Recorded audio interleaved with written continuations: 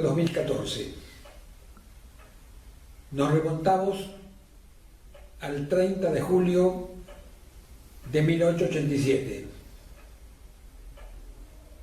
En Londres, en el Star and Garter Hotel, se celebra un homenaje.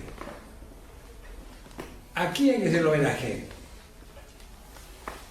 Al general Julio Argentino Roca, que un año antes había dejado de ser por primera vez presidente de la República Argentina.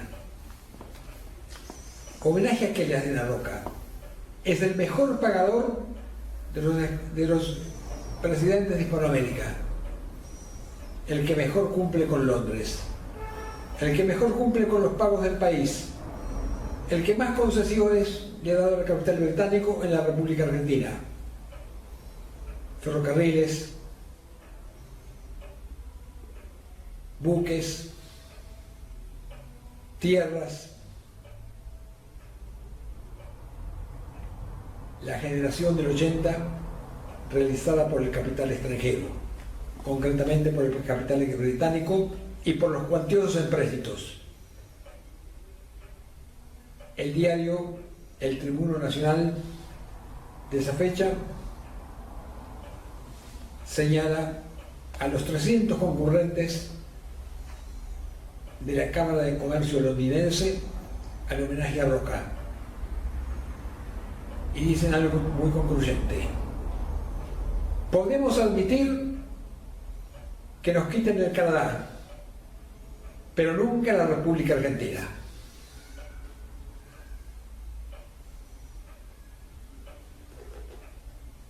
El homenaje al mejor pagador de Hispanoamérica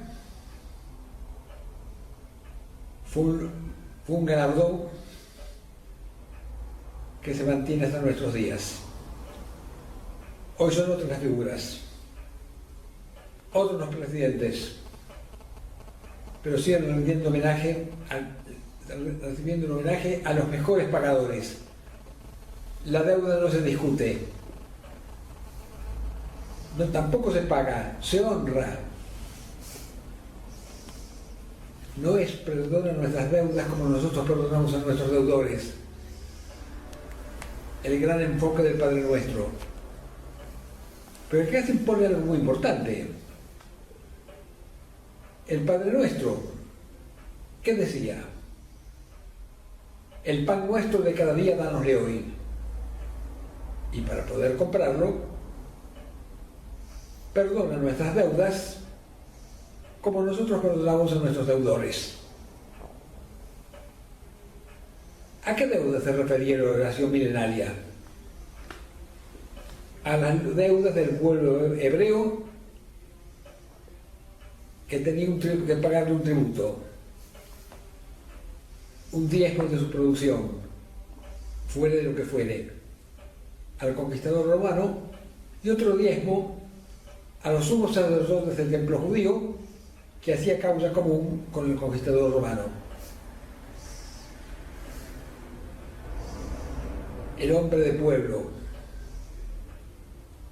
el hebreo de trabajo, que no pagaba el tributo, o uno de ellos, era vendido como esclavo él y su familia. Por eso Jesús es llamado el Cristo o Redentor, porque es la primera voz que se alza en la historia contra lo que no debe pagarse, porque la deuda de lo que no se debe y la vida son imposibles. Y ante esa voz se unieron millares de millares de los pueblos juzgados por el Imperio Romano y por el Templo. Fue tal la extensión de la invocación a Dios para que nos redima de la deuda bestial, que el programa se transforma en una impetración religiosa que subsiste por los siglos. Y asistimos en la época actual, época en la cual René Guénon, el gran filósofo francés, de mediados del siglo XX, en su obra La regla de cantidad y los signos de los tiempos, es la referencia a la contabilidad monetaria de todo lo existente. Por eso, en esta época en que rigen la contabilidad dineraria de todos los valores, se cambió deudas por ofensas. Y cometimos la desvergüenza, el temor irreverente de no pedir explicaciones de por qué. Pues bien, el homenaje a Roca es coetáneo a la primera disonancia que hay en nuestro país con respecto a los forces impuestos por Gran Bretaña en materia monetaria. Juárez Celman es su sucesor y concuñado. Gobierna el país desde 1886 hasta 1990. En 1990 es derrocado por una revolución. ¿Por qué? El momento actual es oportuno para traerlo a colación. Para ver la importancia de Juárez Celman, basta constatar en todos los lugares del país, ciudades, pueblos y poblaciones, que no tiene estatuas, no tiene bustos, no está dado su nombre en las calles, ni en las plazas, ni en las escuelas. En un país en el cual cualquier concejal de un millorio tiene el nombre de una calle, Juárez Celman está proscripto. Por error, cuando se estableció el Austral, en la época del presidente Alfonsín, 1986,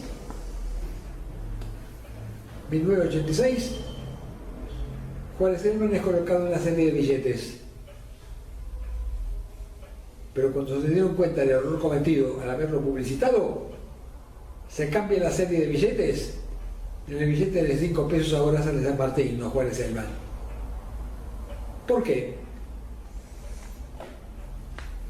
Corría el año 1889. Juárez, cabal hombre de provincia, Córdoba, en ejercicio del gobierno, constata que el país no puede soportar los gravámenes de la deuda externa y sus intereses. Los empréstitos son bestiales,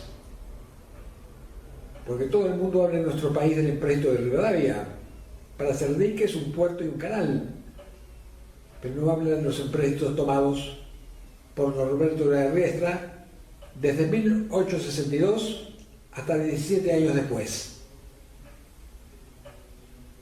¿Quién era Norberto de Riestra? A los 14 años era cadete de una casa de comercio británico en Buenos Aires.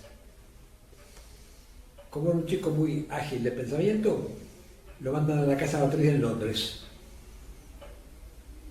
Y en 1862 lo devuelven en la República Argentina como ministro de Hacienda de Bartolomé Mitre.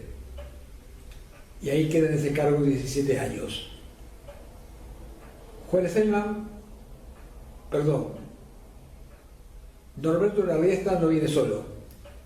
Trae bajo el brazo una estatua de George Canning y la coloca en la sala de sesiones donde se reúne el gabinete económico del ministro de Hacienda. Ahí se encuentra hasta nuestros días, para que el patrón mental fosilizado en plata no sea parte de lo que este país debe hacer siempre. honrar las deudas, nunca discutirlas.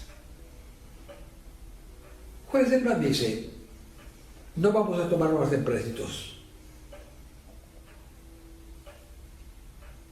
Perplejidad en todos los comerciantes porteños. Los porteños no salen de su asombro cuando Juárez les impone: los empréstitos futuros serán pagados en papel moneda, pero los derechos de importación y exportación, el privilegio de Buenos Aires, me los pagarán en oro, pero yo devolveré los empréstitos en papel moneda.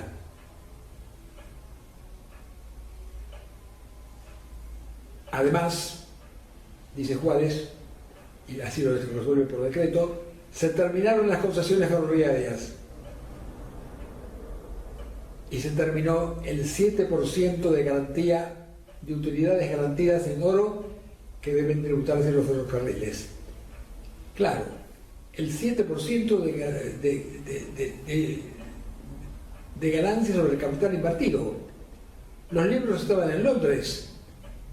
¿Quién tenía acceso a ellos? Eso ocurre algo muy sencillo. Si los ingleses declararan bajo juramento que en tal año su capital en la República Argentina ascendía a 100 millones de libras, tenían que ganar al cabo de ese año 7 millones de libras. Bajo declaración jurada decían: ganamos 5, pague el gobierno las 2 que faltan, o perdemos 2 y pague el gobierno 9. Es una sangre impracticable, imposible. Por esa sangría le rendían homenaje en un día como el de hoy a Julio Argentino Roca.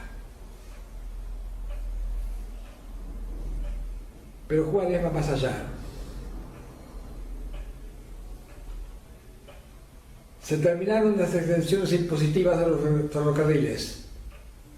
Pagarán impuestos como cualquier ciudadano o compañía de ciudadanos.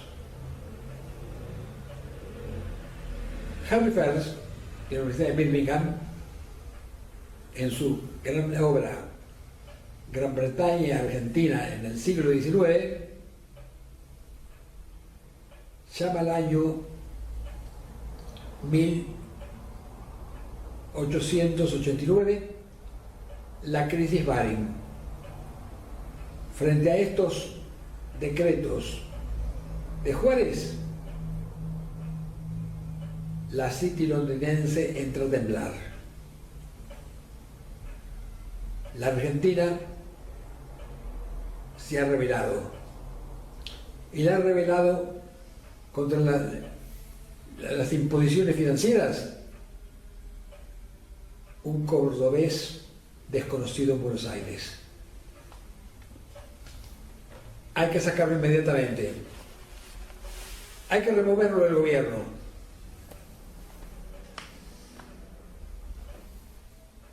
¿Y cómo lo removemos y por qué? Si explicamos que después por estas medidas a favor del país, toda la ciudadanía va a estar con él. No, hay que buscar otro motivo. ¿Y quién podría ser el que le levante ese motivo y lo encuentre? Leandro Alem es un abogado que fue a la guerra del Paraguay con el grado de capitán, fue herido y debió volver. Brillante orador, brillante cerebro a favor del país. Tiene un solo defecto: se desayuna con ginebra. Alem es el hombre designado por los comerciantes porteños para rebelarse contra Juárez. ¿Con motivo de qué?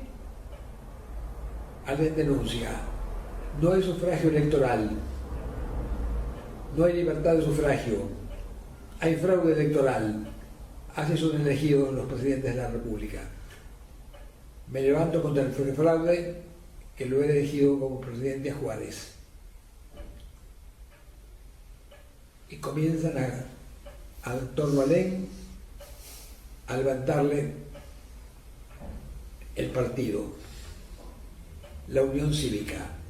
El primero en formar parte de la misma es Mitre, Bartolomé Mitre, sucesor de las Rosas. Bartolomé Mitre, como arquetipo del porteño que reemplaza a Rosas, también porteño, contra las provincias, es el encargado de derrocarlo a Juárez porque ascendió el gobierno por medio del fraude. Cunde la opinión pública a favor. Hacen un gran acto en Buenos Aires. Habla Mitre y habla Alem. Mitre hace uso de la palabra con estos vocablos: cubiertos todos, menos el orador, que se descubre ante el pueblo soberano, ausente en el comicio, pero presente aquí. Vítores y palabras, porque es el sufragio dado, emitido por el patricio, que con la guerra de policía, años 1862-1868, pasó a otro mundo a 50.000 argentinos.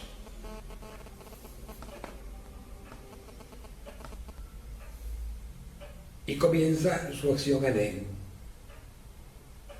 Pero ¿cuál es la sorpresa de Alem y de su flamante Unión Cívica, antecesora de la Unión Cívica Radical? Se trata de esto. Alem es más juarista que Juárez. Quiere tomar una de las medidas más enérgicas contra el saqueo del país, contra el país esquilmado, contra el país que tiene una independencia declarada, pero que nunca se ha hecho efectiva, porque la única independencia que tiene el país es cromática, porque el uso y la bandera, una escarapela y un escudo, y musical, porque todo un himno. Y si Alem es más juarista que Juárez, hay que arriar el barrilete. Antes que remonte vuelo, hay que bajarlo. Alem inicia su acción militar contra Juárez el 26 de julio de 1990, la Revolución del 90. Junto a él se destaca la figura intransigente y recia a favor del país de un gran salteño, José Félix Uriburu, muchachito salteño subteniente, que después dará el golpe el 6 de septiembre del año 30. Buenos Aires cambia a los hombres, y lo cambió a José Félix Uriburu.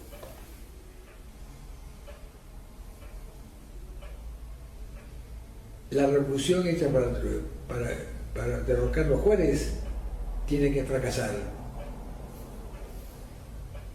En consecuencia, el general Luis María Campos, que debe tomar la casa de gobierno y mover al ejército a favor de Alem, se queda quieto. Juárez, Uriburu y otros subtenientes, en cantones en las esquinas de Buenos Aires, tiran algunos tiros y establece un gobierno de facto que tiene una característica única en la historia del país. Es un gobierno de facto civil. Presidente, Leandro Alem. Ministro de Hacienda, Juan José Romero. Le debe el país a él. Por eso nosotros los argentinos suprimidos.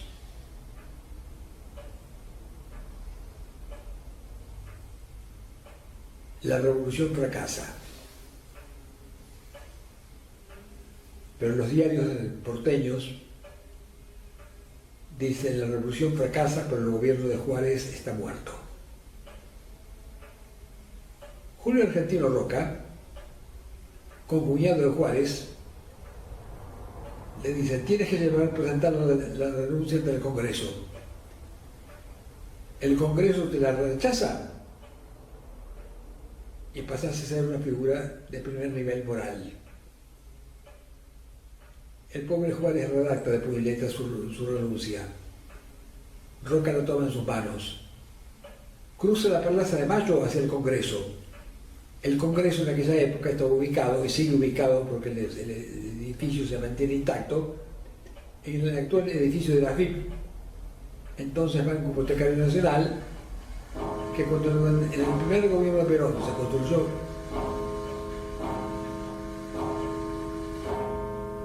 el edificio para el Banco Hipotecario, se dejó adentro el edificio del antiguo Congreso, con los adoquines en la calle, con los palenques para atar los caballos y carruajes, con el mobiliario, con la Cámara de Senadores y la Cámara de Diputados intacta, con la biblioteca, con sus papeles, donde hoy funciona la Academia Nacional de Historia.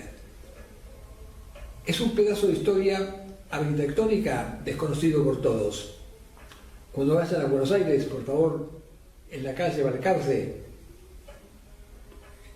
esquina Hipólito Yrigoyen, a media cuadra, sobre Balcarce, dice: antiguo edificio del Congreso Nacional, Academia Nacional de la Historia. Visítenlo porque es reencontrarse con el pasado y avanzar hacia el futuro. La historia, prognosis del futuro.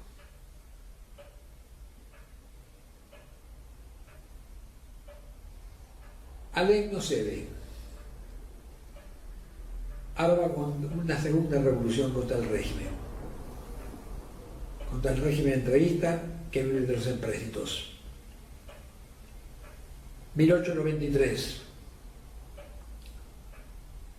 Segundo gobierno de facto civil. Presidente Leandro Alem. Ministro de Hacienda Juan José Romero. Romero estaba muy vinculado con Wenceslao Escalante, ministro de Hacienda que fue de Juárez Selma, Agüero, Aguilar, Muñiz, todo un cenáculo de nuevos actores de la escena política argentina que rodearon a Juárez Selma en torno a este principio: que no haya deuda externa y que el servicio público de crédito público de Mariano Fragueiro sea una realidad para que todos los argentinos tengan derecho a un pedazo de suelo patrio para construir su casa familiar en todas las provincias. Por eso Escalante es otro de los grandes proscriptos. Lo mismo que Agüero y que Pacheco, sus colaboradores en el Ministerio de Hacienda. Año 1893. Luis Sáenz Peña, presidente de la República Argentina. Sáenz Peña tiene la revolución de 1893 de Alem. La revolución triunfa en Rosario, donde se está el gobierno de facto civil, siempre con Juan José Romero como ministro de Hacienda. 2 avisos de la Armada se pliegan a la revolución. Y la revolución triunfa en Santa Fe, en Corrientes, en la provincia de Buenos Aires y en San Luis. Está muy cerca del triunfo. Pero en la provincia de Buenos Aires ocurre un imprevisto. El Comando Revolucionario de Temperley telegrafía al sobrino de Leandro Alem, que es el jefe de operaciones en la provincia de Buenos Aires y que se llama Hipólito Yrigoyen. Juan de Dios Hipólito Yrigoyen. le telegrafían comunicándole que han detenido al ministro de Guerra de Luis Sáenz Peña, que es Carlos Pellegrini. Irigoyen, el enigmático, lacónicamente responde: el doctor Pellegrini sigue viaje a donde él desee y ustedes lo escoltarán para su seguridad hasta el lugar en que él designe.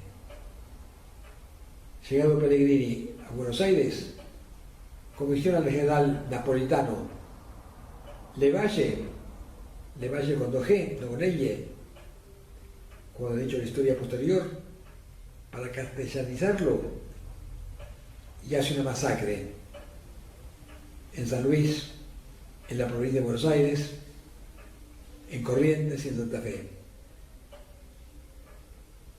La revolución vuelve a ser vencida.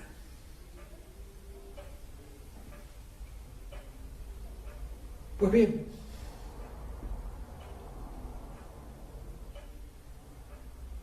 queda solitaria la enigmática figura de Juan José Romero.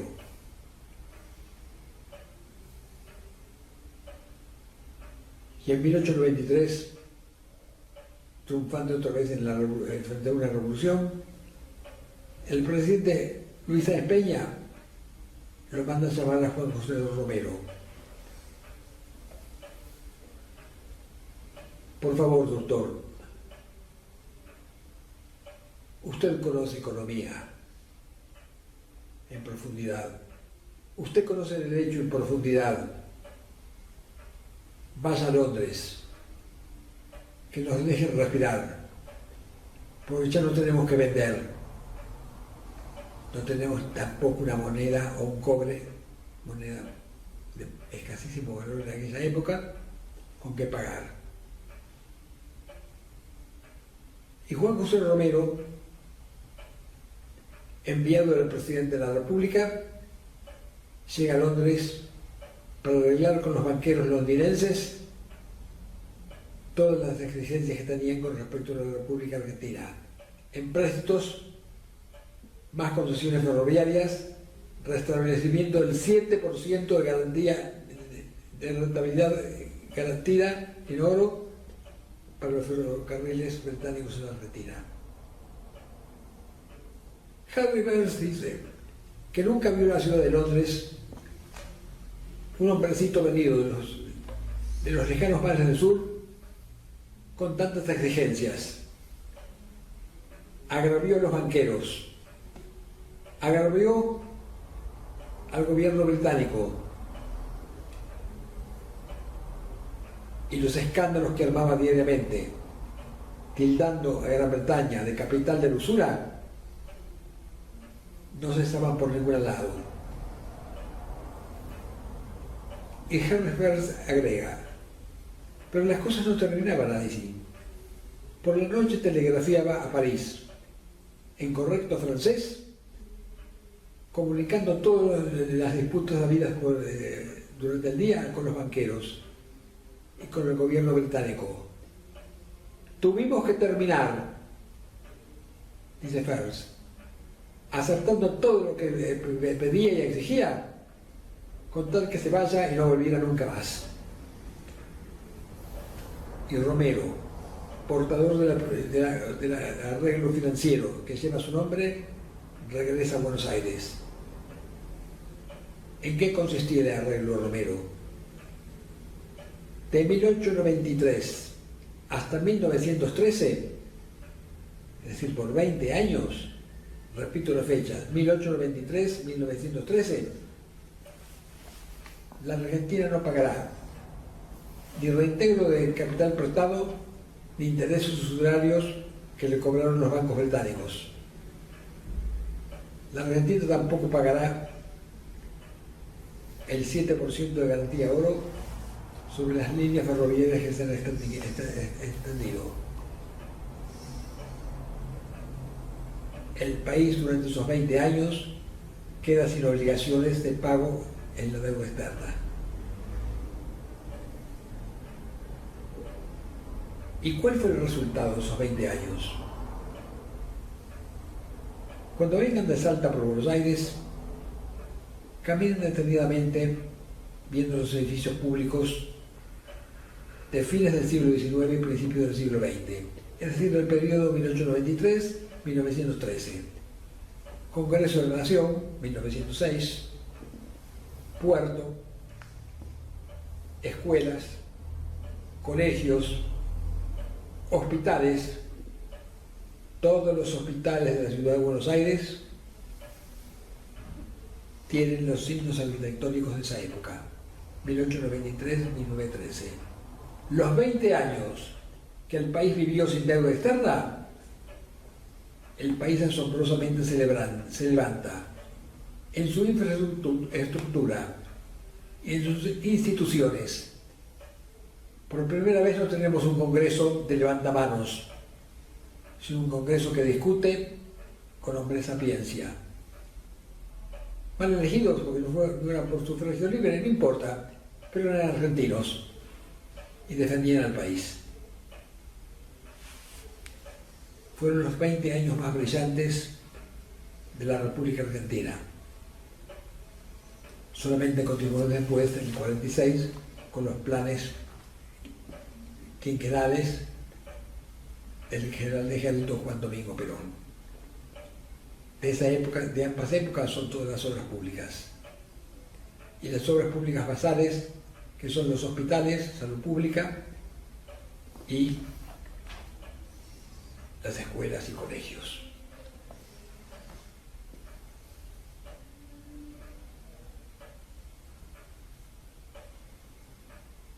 En nuestro país estamos en días muy aciagos. La deuda externa argentina. Se elevaron voces de todas partes.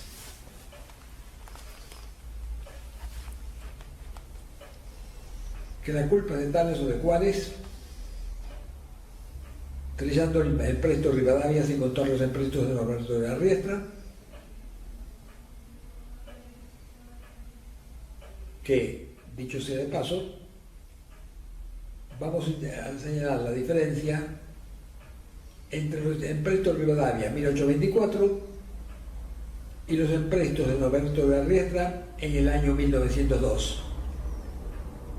Estos últimos motivaron que Carlos Pellegrini, senador, y Julia Roca, en su segunda presidencia, quisieran tomar un empréstito en Londres siempre de una deuda consolidada, de todas las deudas externas que tenía con Londres la República Argentina, en un solo banco. Total del empréstito, 400 millones de pesos, o sea, 100 millones de libras. De eso nunca nadie habla.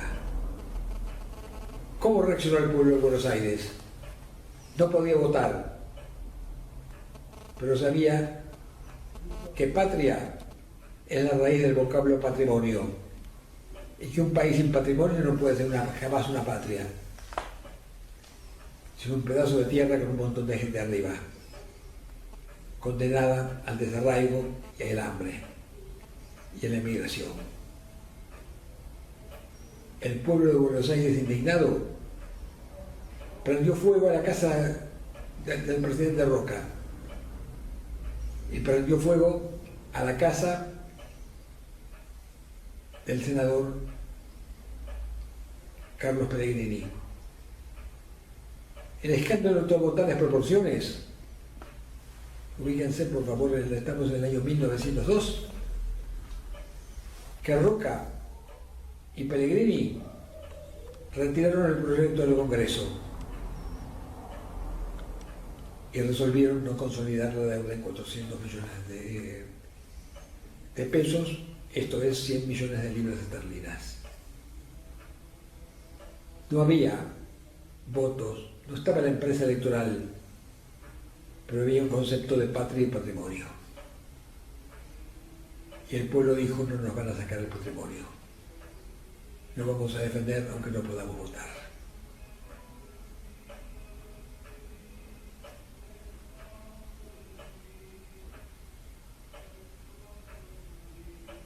El país vuelve a tomar empréstitos de una forma descarada en los años que corren, de 1922 a 1928. Presidencia de Marcelo Torcuato de Alvear. Cuando Irigoyen en 1921 lo designó Alvear como candidato a la presidencia para sucederlo a través del Partido Radical, que no lo conocía. Alvear era embajador argentino en Londres. Había residido siempre en París, pero había tenido un paseo como embajador en Londres. No asiste a ningún acto de campaña electoral. Y acá es designado para suceder a Hipólito Yrigoyen con el voto radical. Estamos en el año 1922. Y nadie pidió, en los años que van, del 19 al 22, una investigación sobre las atrocidades humanas cometidas contra el pueblo argentino en esos 3 años. 1919, huelga en los talleres metalúrgicos de Bacena. Matan, creo que fueron 100 trabajadores. Se hace un entierro con un paro metalúrgico en todo el país. El cortejo fúnebre lleva los restos de los pobres desgraciados a su última morada. Jefe de policía, Elpidio González. La policía resuelve paralizar el cortejo fúnebre, que es aproximadamente de 1 cuadra de personas. Los ametrallan. Mueren por docenas. Y al mismo tiempo se desata la represión entre todos los sectores recién venidos al país, acusados de maximalistas de la cosa equivalente a comunista en aquella época, y entramos en la Semana Trágica. Total de la Semana Trágica, 1420 muertos. Año 1919, jefe de policía, Elpidio González. 1921-22, Elpidio González pasa de jefe de policía a ministro de guerra. Único antecedente militar que tiene, capitán de guardias nacionales, es decir, una especie de reserva cuando el ejército argentino no existía, en la época de las milicias, anterior a la creación del colegio militar. Con ese título y ese conocimiento va como ministro de guerra. ¿Y qué ocurre? La Patagonia Trágica, la gran obra del sacerdote y abogado José María Borrero. Huelga de los trabajadores que esquilan la lana en la lejana Santa Cruz. El presidente Irigoyen envía ya al teniente coronel Varela con su regimiento a aplacar la situación. Para él actúa bien en su primer viaje. Convenio colectivo de trabajo para que esta pobre gente que ahí trabaja le den comida caliente y no fría. Pero no cumple el convenio. Nuevamente una huelga. Irigoyen a Varela. Fuente la obra de Osvaldo Bayer, La Patagonia Trágica. Irigoyen le da a Varela un sermón santoral de instrucción cívica.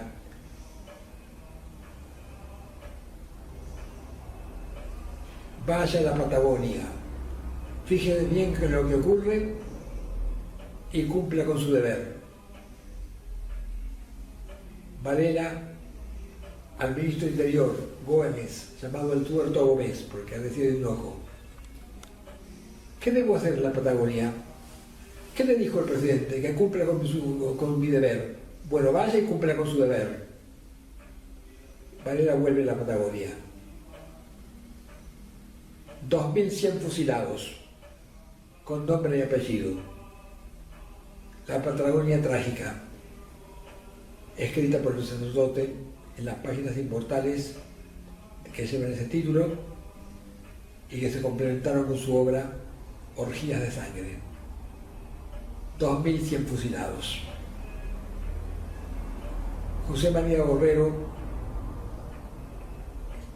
silenciado con la no publicación de sus obras, muere en un hospital de Buenos Aires en 1929, abrazando su obra, los manuscritos de su obra, las Orgías de Sangre. Pero muere José María Borrero y Orgías de Sangre desaparece. Por relatos orales, Osvaldo Ayer después la comentó en 4 tomos en La Patagonia Rebelde. Año 1921, tiempos coetáneos en los que estamos relatando. El jefe del regimiento de la ciudad de Santa Fe, comunicado al Elpidio González, ministro de Guerra, dice así: la Forestal de Murrieta y compañía, Londres, procede en estos momentos a ejecutar a trabajadores en huelga. Se calculan 2.000 los fusilados. La Forestal tiene un propio ejército que se llama, y bandera propia, que se llama Gendarmería Volante. Pide instrucciones. Las hojas del almanaque pasan, el reloj sigue avanzando, pero sus instrucciones jamás llegaron. Saldo del primer gobierno de la Unión Cívica Radical en el país: 1.420 muertos en una semana trágica, más 2.000 de Santa Fe, más 2.100 de la Patagonia Rebelde. ¿Cuántos son todo esto, Javier? 5.000 muertos. 5.420 muertos. Nunca se publicó. No serían seres humanos, serían de otro planeta. Acá nunca se publicó. Jamás nadie pidió que comparezca al Congreso un miembro del Poder Ejecutivo para tratar estos terribles problemas.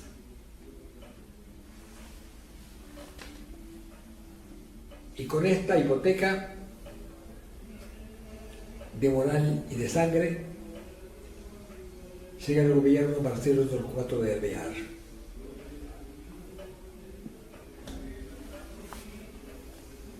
Primera acción del sobrino nieto del llamado José Francisco de San Martín. Marcelo Torcuato de Alvear era sobrino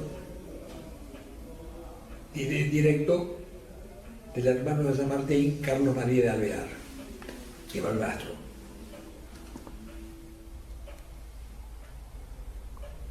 Derogar inmediatamente la Ley Nacional de Jubilaciones, sancionada en el periodo 1916-1922. Irigoyen le había mandado al Congreso, el Congreso lo había votado, una ley nacional de previsión, o sea, de sistemas jubilatorios, que solamente lo tenían determinadas cajas y de determinadas actividades: aduana, ministerios, justicia, ferroviarios, tranviarios, electricidad, pero no había ley de jubilaciones para todas las actividades del país. y Alvear impulsa la derogación inmediata de esa ley. Y el Partido Socialista dice que debe derogarse de inmediato, porque al decir el Juan P. Justo, su secretario general y diputado, las jubilaciones cercenan el salario del obrero al obligarlo a ahorrar forzosamente para su vejez. El país se queda sin ley de jubilaciones. Pero vuelven los empréstitos. Y los empréstitos que toma Alvear son cuantiosos.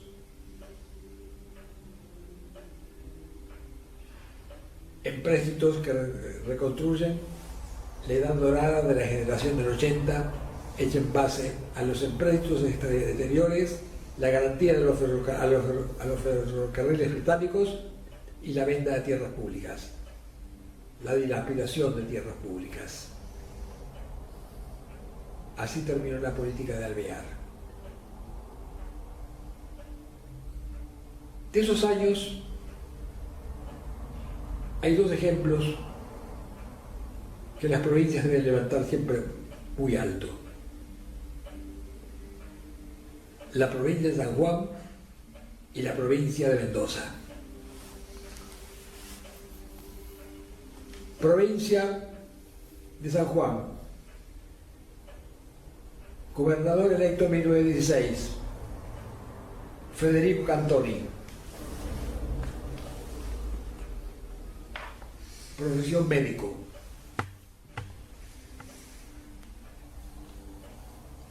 Cantoni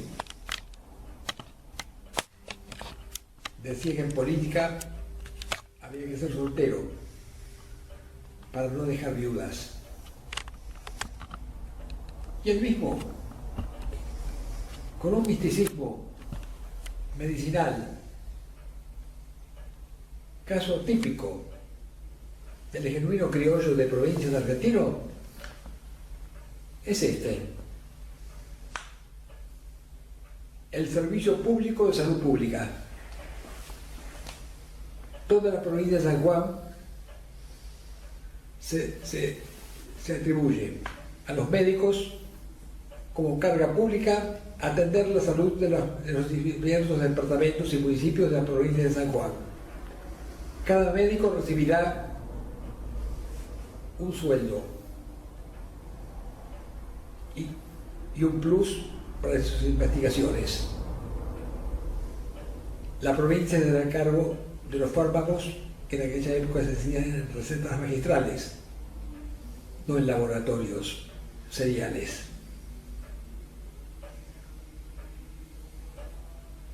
Cantoni es una figura argentina que merece ser estudiada por sus proyectos, por su iniciativa desconocida y nunca después emulada,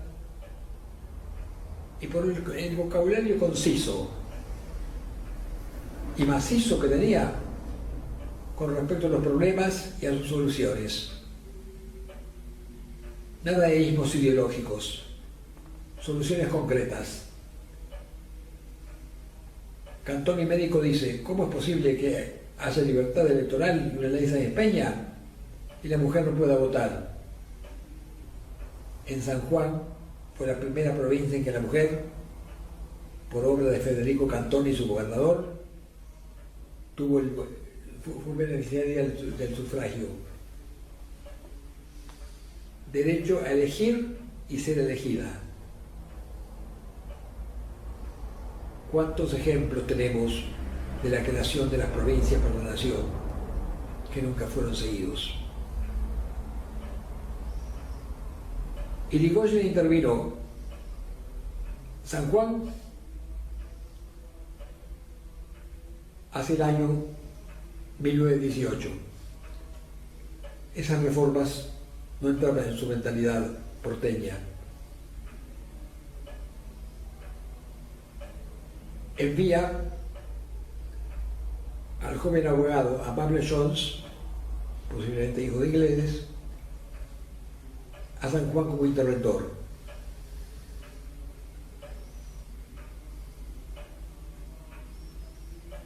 Cantoni lo combina.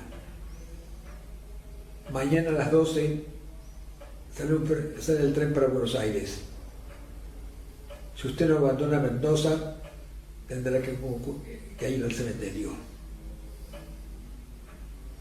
Amable y honesto hueso como una fanfarronería provincial de un guapo de provincias. Hizo caso omiso. Al día siguiente fue virtualmente fusilado por Cantón y todos sus seguidores. Un acto bárbaro y cruel, pero un acto que demuestra la idiosincrasia provincial frente a los avatares y avances de Buenos Aires. En la década del 30, electo senador por San Juan, los discursos de Cantón y el Senado de la Nación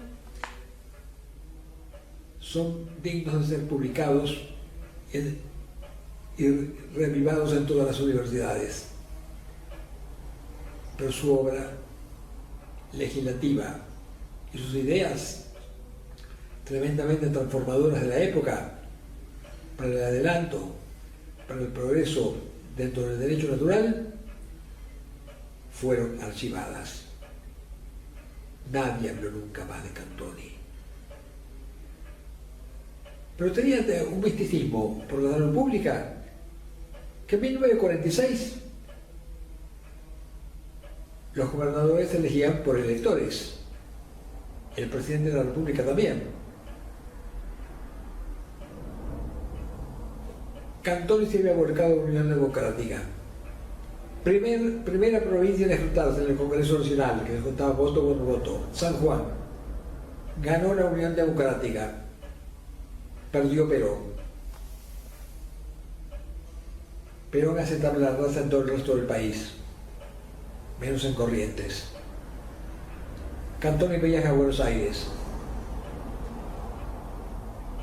Coronel, le dice Perón, los electores del Partido Radical Bloquista de San Juan son suyos, para que gobiernen con usted. Yo pido a cambio la embajada en Rusia. De Rusia me interesa un solo aspecto. ¿Cómo se trata ahí la salud pública en un país tan vasto y tan extenso en población? Y fue embajador en Rusia para estudiar medicina desde 1946 a 1955. No fue para hacer paseos ni proselitismo Bartieri. Fue para estudiar la medicina que quería aplicar en su patria. Sus descendientes continuaron actuando hasta hace pocos años. Otra provincia admirable, Mendoza. Gobernador en 1916, Néstor Lencinas. Crea la Dirección de Industrias. El Ministerio de Industrias, la primera provincia argentina en tener un Ministerio de Industrias, que se lo adjudica a Gargantini, el dueño de los vinos embotellados más nuevos para esa época. El impulso industrial de Mendoza, dado por Lencinas y continuado por su hijo Carlos Washington Lencinas, es asombroso. 1928, segunda presidencia de Irigoyen. Irigoyen pierde en Mendoza.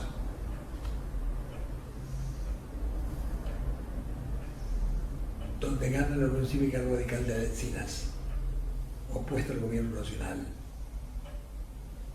Lencinas se hace designar senador nacional por su provincia ante Buenos Aires.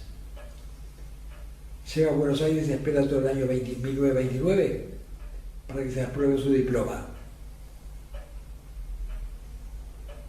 Agotado de esperar inútilmente durante todo el año, tengo acá el ejemplo de crítica que de aquella época lo dice.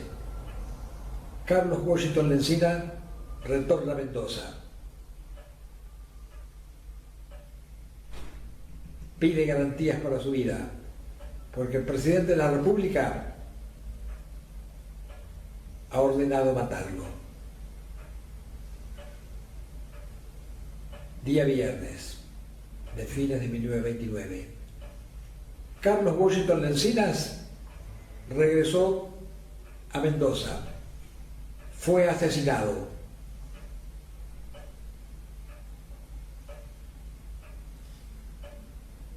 Hará 30 o 40 años fui con mi esposa a pasar un verano en Mendoza y busqué antecedentes sobre ese tenebroso episodio, la muerte de Jorge Washington Lencinas.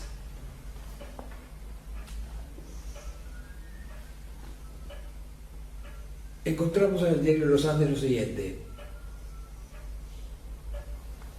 el comisario de órdenes y sus agentes fueron los autores del asesinato de Carlos Washington Lencinas. Y el fiscal del crimen de la intervención, el que diagramó y encubrió el homicidio, el asesinato, haciendo que por el sumario fuera un desconocido. Su nombre, Ricardo Balbín. ¿Cómo son las cosas de indignantes en este país? Cuando murió Balbín, toda la prensa del país, toda, en forma unánime, dijo: comenzó toda la Unión Cívica Radical después de la revolución del 6 de septiembre de 1930. Y omitieron que Balbín fue el fiscal del crimen de la intervención de Carlos Borsani en Mendoza y diagramador y encubridor del asesinato del gobernador Carlos Washington Lencinas.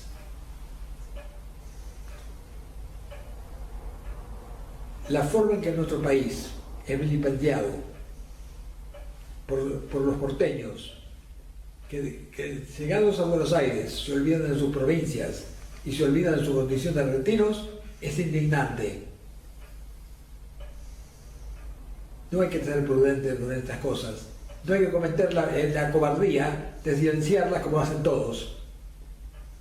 Por eso lo he volcado en mis libros.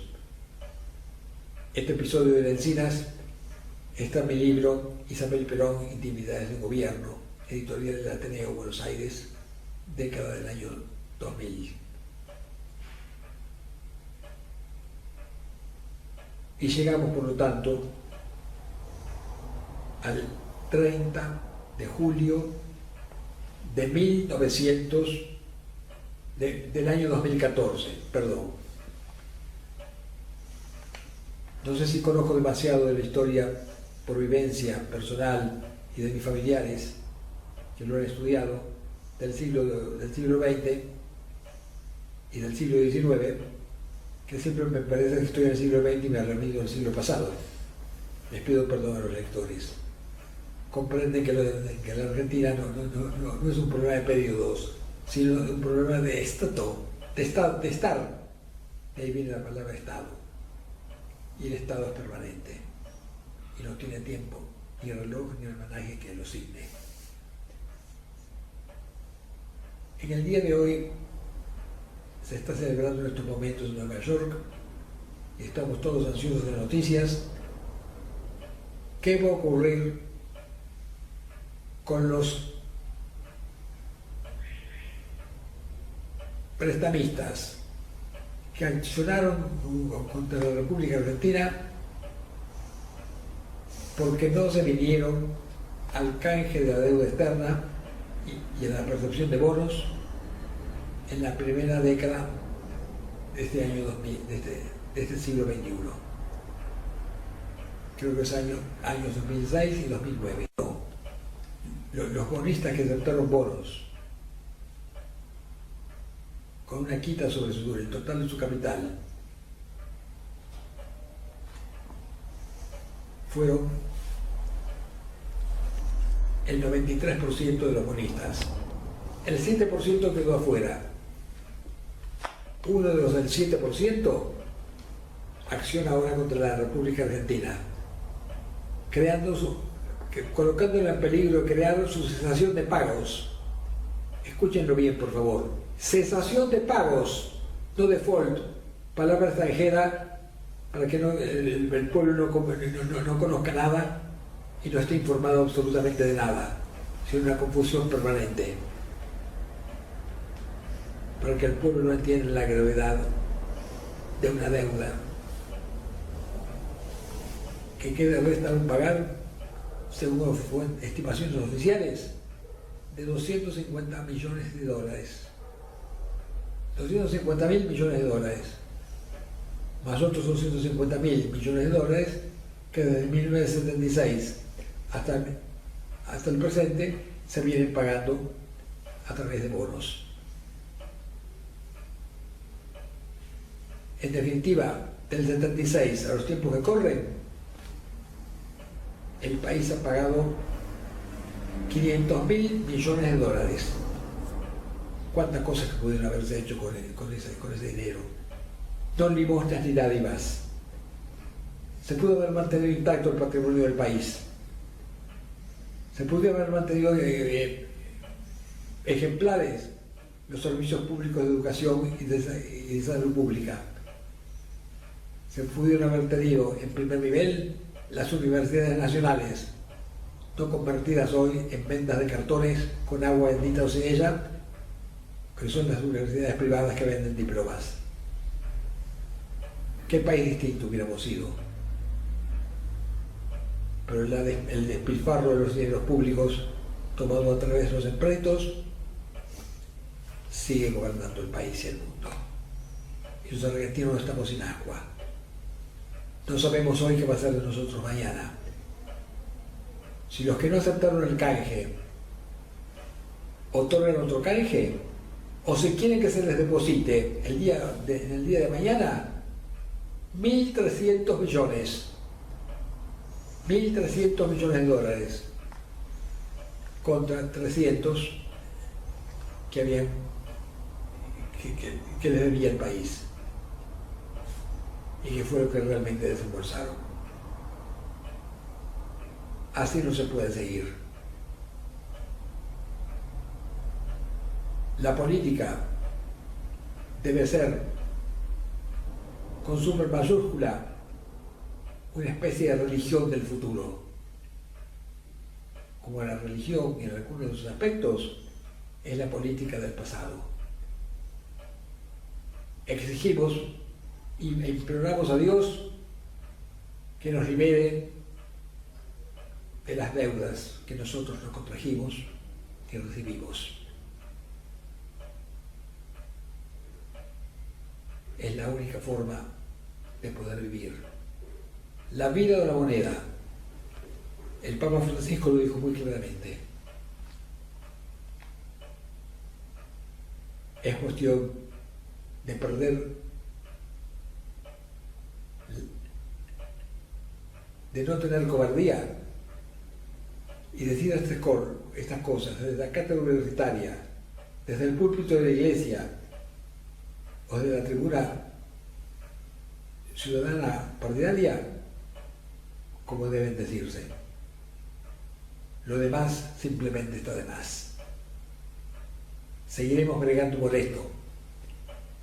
No sé si conseguiremos el fin que los argentinos tenemos que tener para ser una vez y para siempre argentinos, soberanos e irreversibles, o por lo menos servirá para justificar nuestras existencias. Muchas gracias.